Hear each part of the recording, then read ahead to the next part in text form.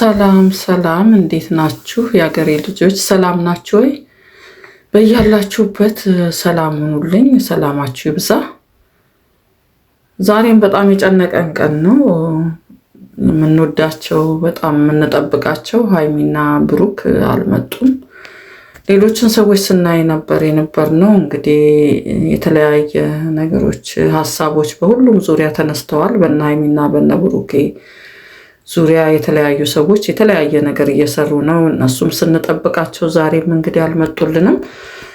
ያው ሀይሚዬ ደግሞ ጠዋት እንግዲህ አንድ ዘፈን ለቃለች። እንግዲህ ስለ ይቅርታ እና ይቅርታውን ካልተቀበልሽ የሚል ዘፈን ለቃለች። ሁላችንም የተለያየ የራሳችንን ሀሳብ እየተናገርን ነው በዛ ነገር ላይ። በበጎ ማሰብ ጥሩ ነው። በበጎ ሀሳብ ላይ ተንተርሰው የአስተያየት የሰጡ ሰዎች አሉ። ግን እሷ እዛ ላይ ደግሞ ሳየው እንዳጋጣሚ ሳየው ሜንሽን ያደረገችው እፉዬ ነው። እፉዬ የምትባለው ልጅ ነው ሜንሽን ያደረገችው። ሁላችሁም የተለያየ ሀሳብ አስተያየት ሰጥታችኋታል እዛው ቲክቶክ ላይ። አንዳንዶች ያው መጥፎ ቃላት ሀይሚዬ መቼስ ነገር ይገንባታል።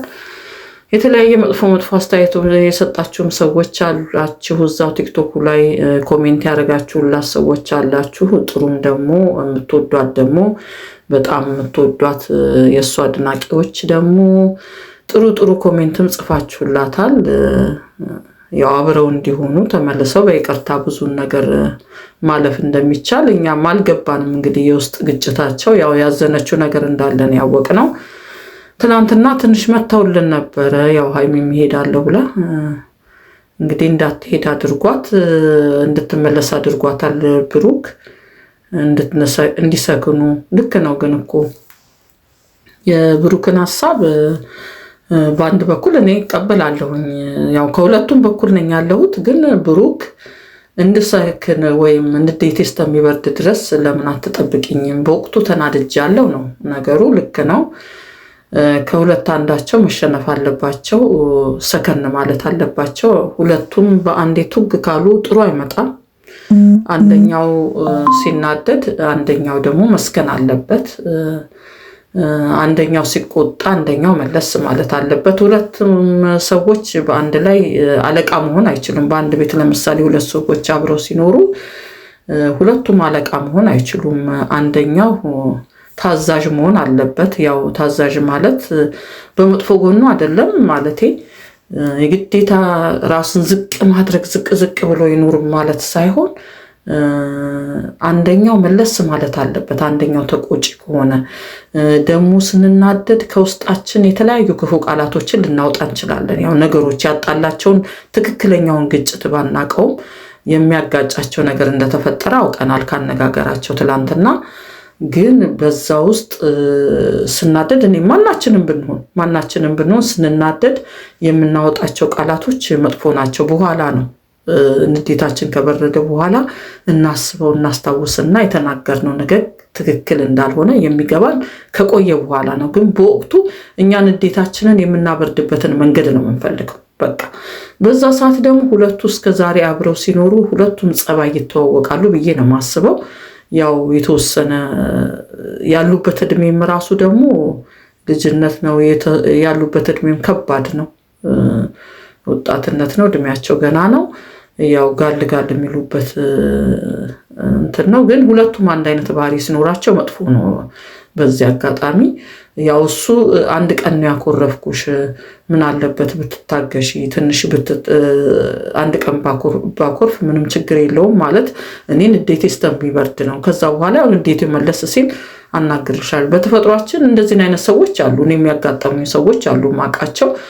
የተወሰነ 1 2 3 ቀን በቃ ንዴታቸውን ማብረድ የሚፈልጉ ሰዎች። ምክንያታቸው ምንድነው? በተናደዱ ሰዓት ኃይለኛ ንግግር ስለሚናገሩ መጥፎ ቃላት ሊወጣን ይችላል ካንደበቴ ብለው ስለሚፈሩ ንዴታቸውን አብርደው ቀዝቀዝ ብለው ያደረጉት ነገር ትክክል እንዳልሆነ ገብቷቸው ተረጋግተው ያን ሰው ሊያናግሩ ይችላሉ። እኔ የማውቀው ሰው አለ እንደዚህ አይነት ሰዎች እና ለዛ ይመስለኛል ሀይሚ ደግሞ ያው ጨነቃት። ያው ከሱ ጋር ነው የምታወራው፣ ከሱ ጋር ነው የምትጫወተው። አብረው በቀን እንግዲህ የሚደዋወሉ ሰዎች ናቸው፣ አብረው የሚያሳልፉ ሰዎች ናቸው። ለአንድ ቀንም ቢሆን ከበዳት። ያው እሱን ብቻ ስለሆነ በብዛት ከሱ ጋር ብቻ ስለሆነ የምታሳልፈው ያው ትዕግስት ይጎላቸዋል። እንግዲህ እግዚአብሔር ይርዳቸው ነው የምንለው። በተቻለ መጠን መምከር አለብን ሁላችንም ዳግም እንዲመለሱልን ነው አሁን ምኞታችን። ግን ዛሬ ደግሞ ሀይሚዬ በለቀቀችው ዘፈን የተለያየ ነገር ስትሏት ነበር። ለምን ነገር እሷ ላይ እንደሚጋንባት አላቅም። ያው የመሰላትን እንደው አንዳንዶቹ ደስ ብሎኛል፣ እንደው የምትዘፍነውን የምታደርገውን ነገር ሁሉ ልትመርጡላት ትፈልጋላችሁ ወይ ብለዋል። አስተያየት በፍቅር መልክ አስተያየት መስጠት ጥሩ ነው። እሷ የተናገረችው ይህን ዘፈን የዘፈነችው ለብሩክ ይሁን ለሌላ ሰው ይሁን አልታወቀም እኮ አልተናገረችም። እኔ ለከኔ ነው አላለችም። ግን እዛ ላይ ሜንሽን ከወደታች ስታዩ የኡፉዬን ስም ጽፋለች። አናቅም ለማን እንደሆነ ለምን እንደሆነ እንደተናገረች አናቅም።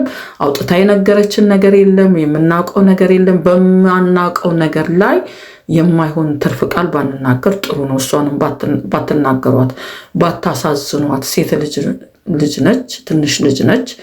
ያው የምንችለው በውስጥ መምከር የምንችል ሰዎች በውስጥ ምክር መስጠት።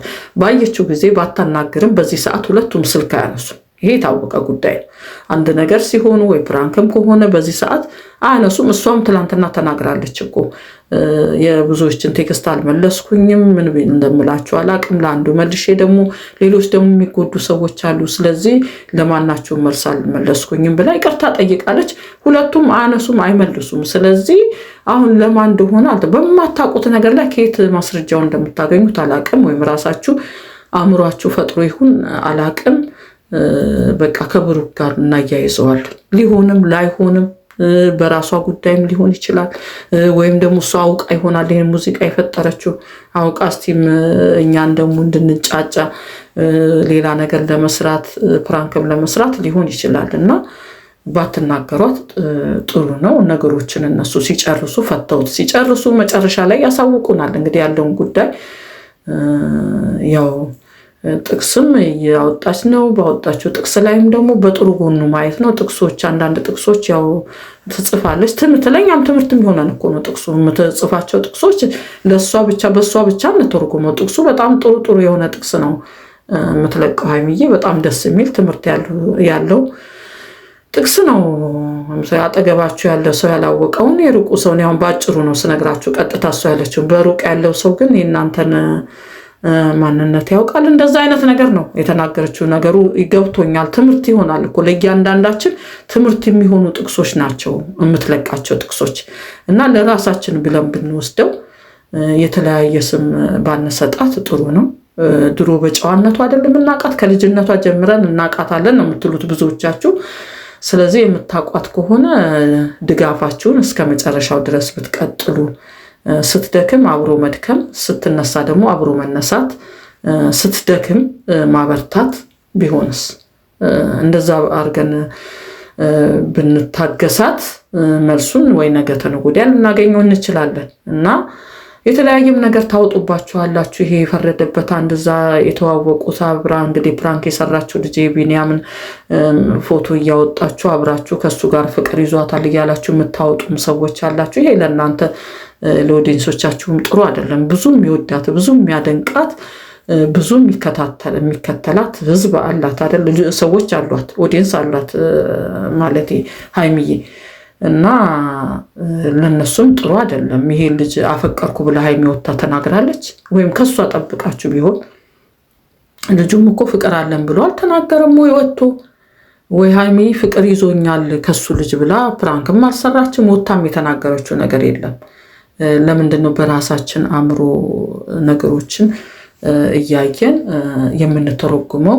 ይህንን የሐሰት ነገር ደግሞ ዝም ብለን እያወጣን ስንናገር በሁለቱ መካከል በብሩክና በሀይሚ መካከል ክፍተት አይፈጥርም ወይ? እነሱ ባላሰቡት መንገድ እየሄድን ነገሮችን ባናበላሽ ጥሩ ነው። ባትናገሯት። ይችን ልጅ ድሮ የምታውቋት ሰዎች፣ ስነ ምግባሯን የምታውቁ ሰዎች እሷን የሚገነባ አስተያየት፣ እሷን የሚመክር ነገር፣ እሷን እንደገና ዳግም እንድትነሳ የሚያደርጋትን ነገር ብትናገር ጥሩ ነው። በጣም ተጨንቀናል ሁላችን። እኔ በራሴም ተጨንቄያለሁ።